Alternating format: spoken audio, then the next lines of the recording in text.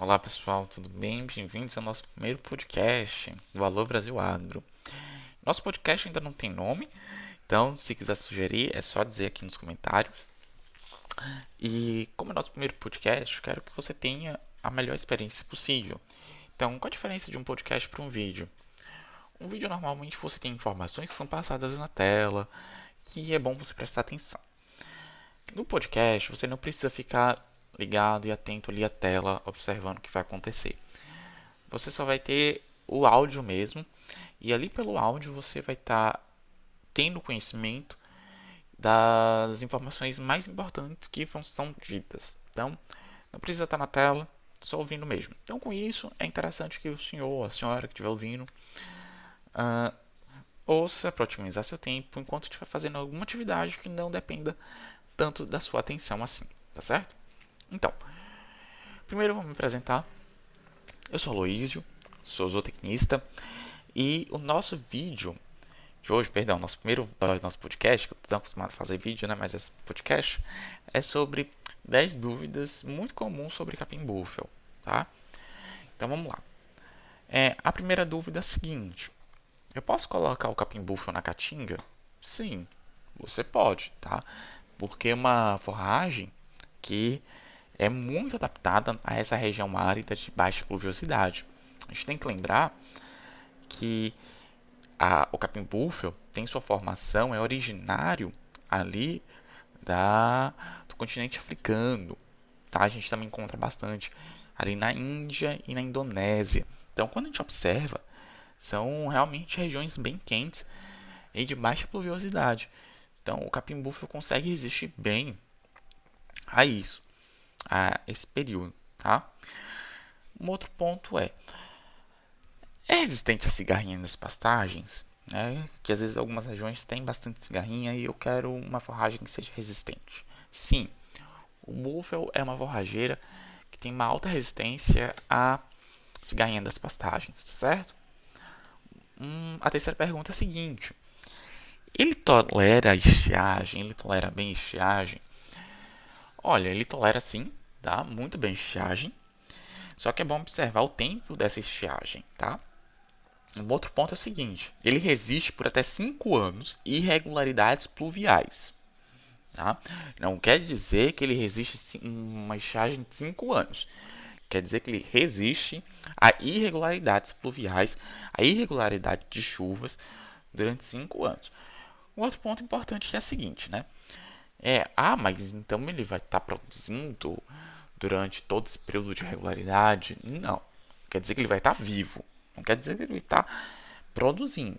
Por isso que é importante fazer, guardar esse alimento na época das chuvas, na época das águas, para ofertar depois na época da seca, como uma forma de silagem, ou até mesmo de feno em pé. O senhor ou a senhora pode fazer o diferimento de suas pastagens. Depois eu vou falar um pouco sobre o diferimento em outra oportunidade, tá? E de feno em pé.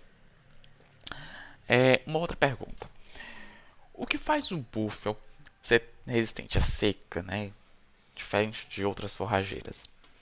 Primeiro que ele tem uma raiz muito profunda, né? Enquanto a parte aérea que a gente consegue ver consegue chegar até 1,5 m, as raízes você consegue encontrar até 5 metros de profundidade, então é muito grande. Tá? É como se fosse um iceberg, o que a gente vê na pontinha é nada, mas debaixo d'água é enorme. E ele também tem rizomas. O que são rizomas? São caules que estão bem no início ali. Tem o solo, na primeira camada embaixo do solo, são esses caules que estão ali. E esses caules permite que se tenha o adiamento da desidratação dessa forragem, tá? Dessa planta. E aí tem sua capacidade maior de explorar a água do solo, já que vai ter raízes bem profundas que vão bem no fundo, é, em busca de água, bem profundo no solo mesmo, tá? Outra pergunta é a seguinte: qual a produtividade média do capim búfalo? Olha, a produtividade dele você tem que levar em consideração, tá? Região para região, que é clima, é solo, porque tem solo que é pobre, tem solo que é mais rico, pluviosidade, luminosidade, porque com luminosidade é quando ele vai fazer essa forragem, porque é uma planta, vai fazer fotossíntese. E fotossíntese é de onde essa planta tira o alimento dela, tá? Então é interessante também observar isso. Mas a média dela é de 8 a 12 toneladas por hectare ano. Então é muita coisa, tá? Então não vai fazer com que seu animal passe fome.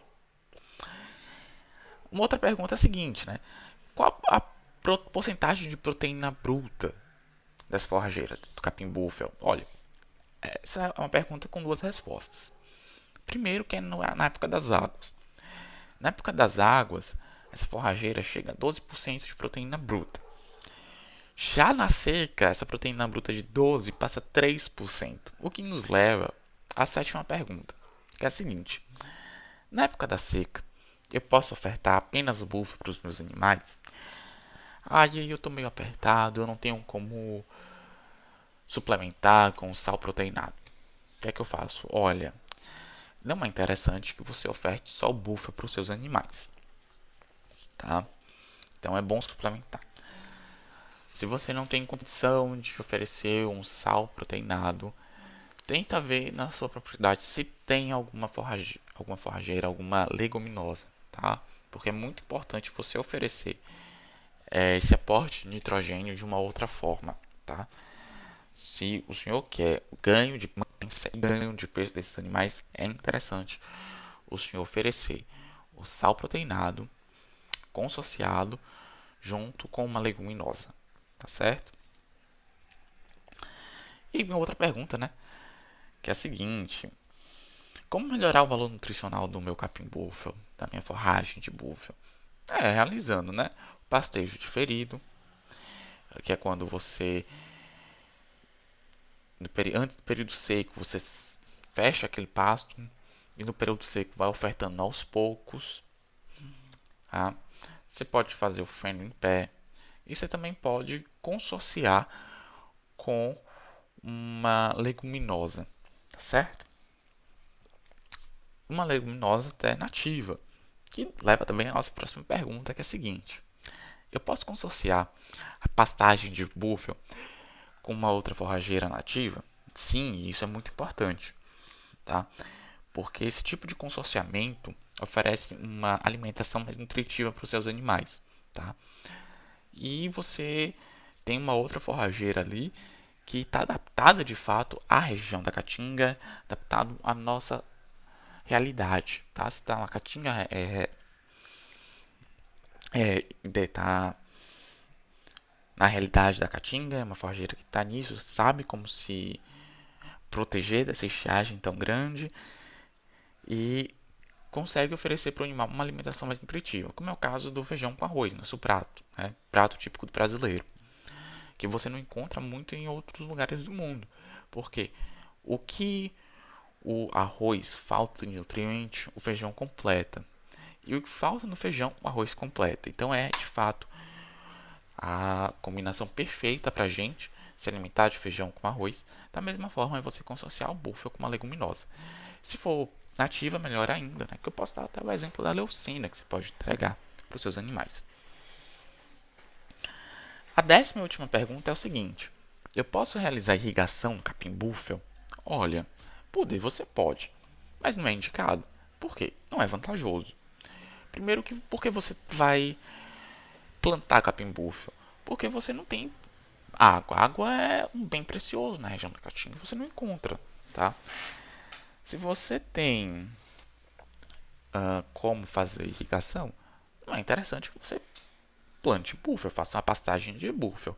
É melhor você partir para uma outra forrageira, né? Agora, e outra situação também, né? Que vai ter a competição de ervas daninhas ali. Então, não é tão interessante assim.